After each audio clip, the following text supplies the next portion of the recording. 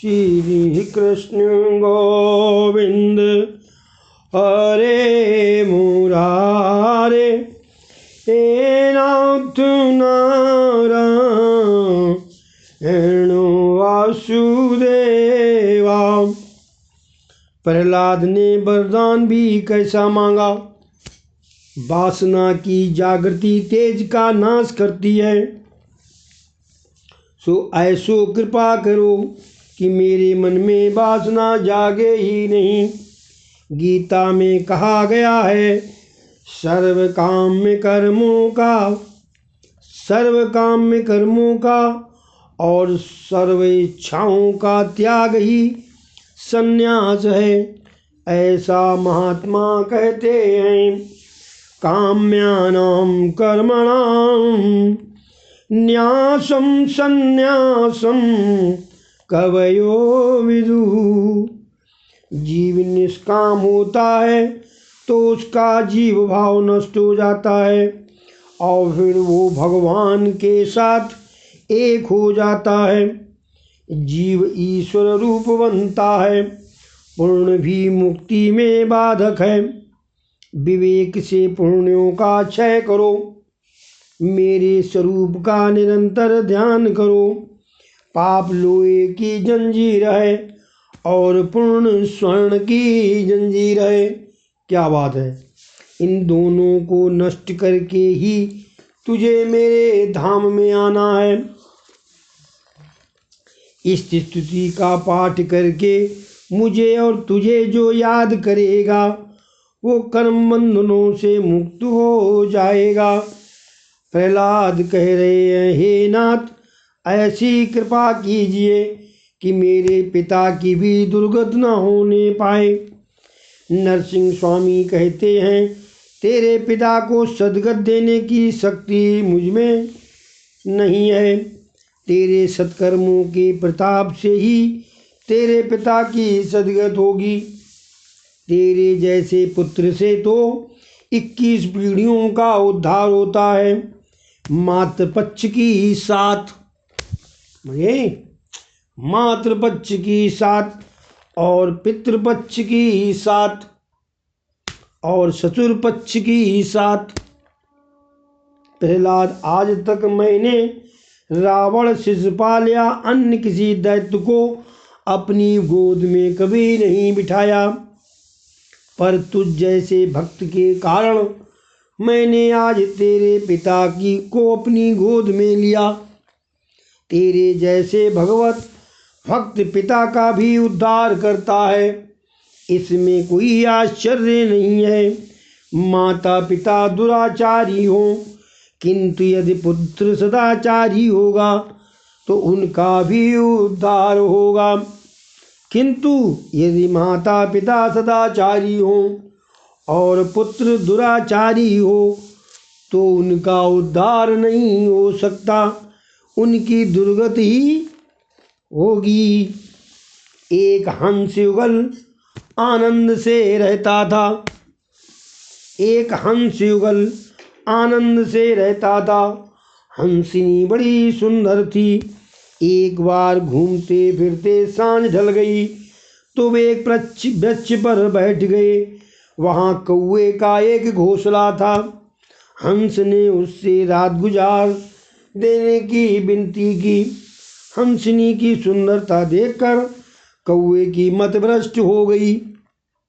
शास्त्र में कहा गया है कि जो व्यक्ति अपनी आँख से पाप करता है उसे अगले जन्म में कौवा बनना पड़ता है। कौवे ने हंसनी को रात भर रहने दिया। दूसरे दिन वे जाने लगे तो कौवा हंसनी को रोकने लगा। हंस ने कहा, हंसनी मेरी है, तो कौवा उसे अपनी कहने लगा। अंत में दोनों न्याय मांगने के लिए न्यायाधीश के पास पहुँचे। न्यायाधीश ने कहा, मैं तो दोनों की बातें बराबर सुनने के बाद निर्णय करूँगा। कौवा बड़ा चालाक था। कौवा पितृदूत माना जाता है। अतः वो न्यायाधीश के घर जाकर कहने लगा, कि तुम्हारे माता पिता कौन सी योनि में हैं वह मैं जानता हूँ। अतः तुम मेरा काम करोगे तो मैं तुम्हारा काम करूँगा। तुम हंसनी को मुझे दिला दो और मैं तुम्हें ये बताऊँगा कि तुम्हारे माता पिता कौन सी योनि में हैं। न्यायाधीश कौए की बात में आ गया। उसने दूसरे दिन न्याय करते हुए कहा, हंसनी उसी की है जो उड़ता हुआ आगे निकल जाए। हंस की अपेक्षा कौआ अधिक गति से उड़ता है। कौआ उड़ता हुआ हंस के आगे निकल गया तो न्यायाधीश ने हंसनी उसी के हवाले कर दी। अब न्यायाधीश ने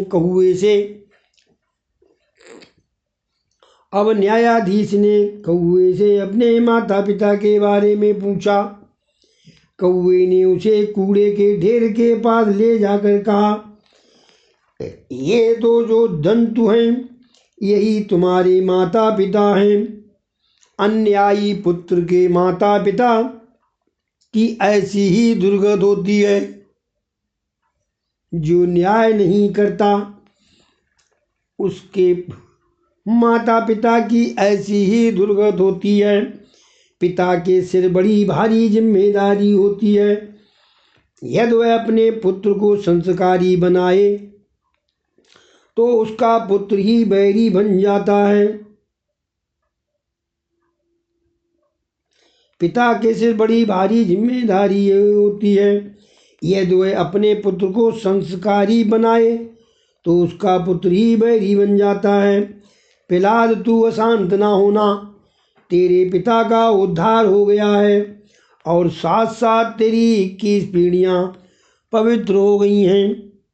सुखदेव जी वर्णन करते हैं, राजन, अब तो तुम्हें विश्वास हो गया होगा कि भगवान के दंड में भी करुणा है।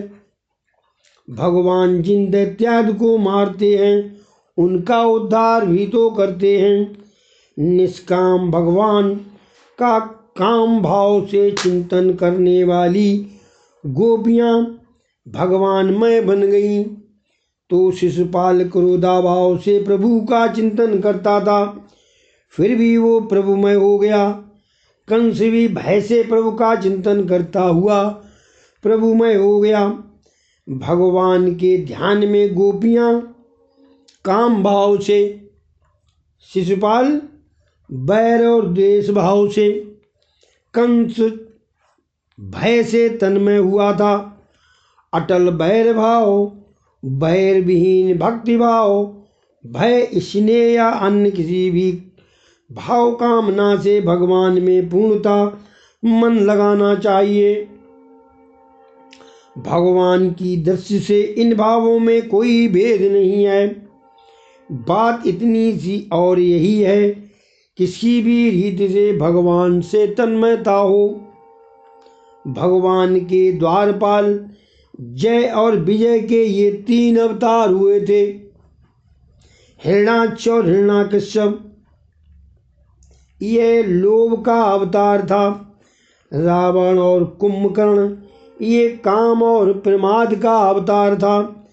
शिशुपाल और दंतवक्र ये क्रोध और अभिमान का अवतार था। प्रहलाद जी ने अपने पिता के मृतदेह का अग्नि संस्कार किया। ब्रह्मा जी ने प्रहलाद का राज्याभिषेक किया। प्रहलाद ने नरसिंह स्वामी को प्रणाम किया। नरसिंह स्वामी प्रसन्न हो गए। नारद जी ने प्रेम से प्रहलाद की चरित्र कथा धर्मराज को सुनाई। फिर भी नारद जी ने देखा तो धर्मराज के मुख पर ग्लानि छाई हुई थी। नारद जी शोक में डूब गए कि अब भी धर्मराज उदास क्यों हैं। क्या कथा के कथन में कोई क्षति हो गई है, जो कि ये कथा से भी आनंदित नहीं हुए हैं। धर्मराज ने नारद जी से पूछा, तुम्हारे मुख पर आनंद क्यों नहीं है, क्या चिंता है तुम्हें। धर्मराज, 5 वर्ष के प्रहलाद का ज्ञान, वैराग्य और प्रेम तो देखो। धन्य है प्रहलाद, और उनका बचपन और उसका प्रेम कि जिसके कारण प्रभु स्तंभ में से प्रकट हुए। मैं 55 वर्ष का हो गया, फिर भी एक बार भी प्रभु के दर्शन नहीं कर सका। मेरा जीवन पशु सा ही बीत गया। धन के पीछे दौड़ा, भूख लगी तो खाना खाया, नींद आई तो सो गया, और वासना जगी तो कामांध हुआ। अवतार मनुष्य का मिला है, फिर भी प्रभु के हितार्थ एक भी सत्कर्म नहीं किया। धिक्कार है मुझे, मेरे जीवन कुत्ते के जैसा ही बीत गया। मैं अब भी प्रभु में लीन न हो सका, प्रभु प्रेम में पागल न हो सका। मुझे अभी तक भगवान नहीं मिल पाए, जबकि उस 5 वर्ष के प्रहलाद ने भगवान को पा लिया था। मुझे जगत में प्रतिष्ठा मान तो मिले, किंतु मैं भगवान को ना पा सका, अतः मैं उदास हूँ। भक्ति के बिना, भगवान के दर्शन बिना मेरा जीवन वृथा ही बीत गया। इसी कारणों से मुझे दुख हो रहा है। मेरे चेहरे पर ग्लानि छाई हुई है। मेरा जीवन पशुवत बीत गया है। एक बार भी मैं परमात्मा का दर्शन न पा सका, इसका मुझे दुख है।